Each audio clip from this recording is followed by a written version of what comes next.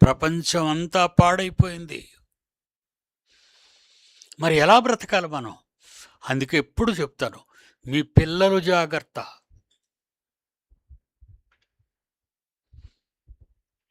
మీరు జాగ్రత్త, వృద్ధులైన ముసలి తల్లిదండ్రులు జాగ్రత్త.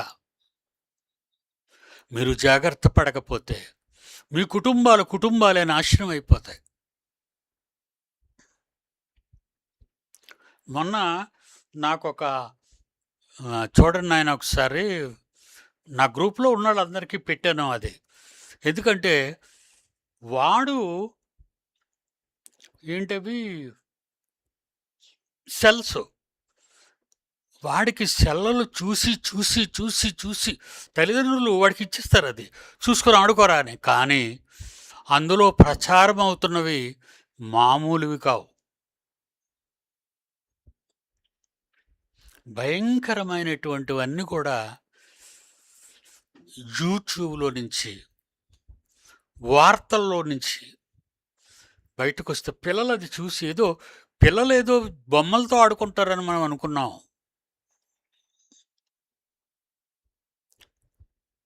డ్రాయింగ్స్తో ఆడుకుంటారని మనం అనుకున్నాం, ప్లే గ్రౌండ్లో ఆడుకుంటారని మనం అనుకున్నాం. కానీ ఈరోజు ప్రపంచవ్యాప్తంగా ఉన్న పిల్లలందరూ సెల్స్తోనే ఆడుకుంటున్నారు. ఆ సెల్ చూసి చూసి పిచ్చివాడైపోయాడు. ఆ క్లిప్పులో పంపించాను నా గ్రూప్లో ఉన్న వాళ్ళందరికీ. ఉంటే దయచేసి ఎవరైనా క్యాబిన్కి పంపించండి, పంపించు నాయన, వస్తుంది చూడరా. ఎందుకంటే వాడికి పిచ్చి వచ్చేసింది. మాటికి రాత్రులు నిద్రపోరు, 1 గంట వరకు నిద్రపోరు, పడుకున్నట్టుగా ఉంటారు. కానీ బెడ్షీట్లు కప్పుకొని లోపల చూస్తారు ఆ చీకట్లోనూ. తల్లిదండ్రులు ఎలాంటి వాళ్ళు, పిల్లల్ని వేరుగా పడుకోబెట్టి భార్యాభర్తలు వేరుగా పడుకోవడం, ఇదొక దురలవాటు అయిపోయింది అందరికీ. ఎప్పుడూ మీ పిల్లల్ని మీ పడక గదిలోనే పడుకోబెట్టండి. చూడండి ఒకసారి ఆ క్లిప్ని చూడండి, మీరు ఆ సెల్ చూడండి, ఎలాగా తాడు కట్టేశారు అప్పటికే వాళ్ళు. కాయినా ఆ ఇటుక్కో దేనికో మట్టి రాస్తూ సెల్ల కింద ఫీల్ అవుతున్నాడు వాడు.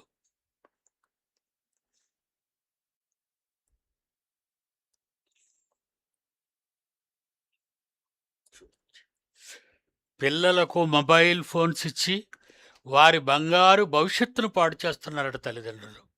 చూడండి వాడు ఎలాగైపాడు, ఒక కుక్క పిల్లని కట్టినట్టుగా పడేశారు గుమ్మంలో. మరలా చెప్తున్నాను, నా పిల్లలందరికీ, ఏ సంఘంలోనైనా ఎవరైనా ఏ దేవుని సేవకుడైనా చెప్తాడో చెప్పడో నాకు అనవసరం. నా దగ్గరకు వస్తున్న నా పిల్లలైన మిమ్మల్ని అందరినీ, మీ కుటుంబాలని, మీ తల్లిదండ్రుల్ని, మిమ్మల్ని కాపాడే ప్రయత్నాలే అలాంటిది బైబిల్ ఓపెన్ యూనివర్సిటీస్ విద్యాభ్యాసం. ఈరోజు నా పిల్లలందరూ జాగ్రత్త పడుతున్నారు, వాళ్ళ పిల్లలను జాగ్రత్త పెడుతున్నారు. భయంకరమైన వైరస్లు వచ్చేస్తున్నాయి ఇప్పుడు. ఇదిగో మరలా కరోనా కంటే భయంకరమైన వ్యాధి వచ్చింది. ఒబోలా, ఆఫ్రికాలో పుట్టినటువంటి ఒబోలా, బ్లడ్ కక్కుకుంటూ చచ్చిపోతున్నారు.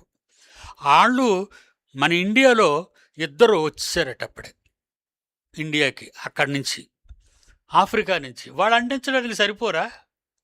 కరోనా ఎలా వ్యాపించింది, ఎన్ని కోట్ల మంది చచ్చిపోయారు ప్రపంచవ్యాప్తంగా. సమాధులు చేయడం కూడా వాళ్ళకి తీరిక లేక శవాలన్నిటినీ శ్మశానం ముందు అలాగ లైన్గా పడుకోబెట్టేశారు అన్నిటినీ. దేవుని పిల్లలారా,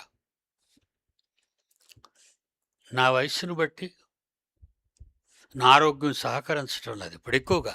ఒకప్పుడు గంభీరంగా మాట్లాడేవాడిని పబ్లిక్లో కూడా నేను ఎవరికి మీటింగ్స్ డేట్స్ ఇవ్వటం లేదు.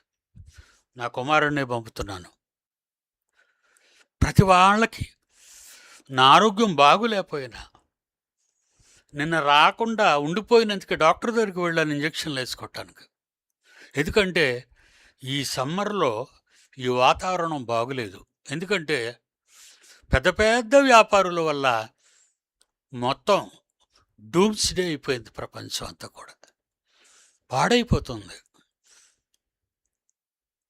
పాడైపోతుందండి. వాతావరణం పాడైపోయి ఋతుపవనాలు రాకుండా, వర్షాలు పడకుండా, ఏ కాలంలో రావలసినటువంటి ఆ కాలాలు రాకుండా ఈరోజు ప్రకృతి పాడైపోతుంది. మీరు రావడానికి ఎంత కష్టపడుతున్నారో నాకు తెలుసు.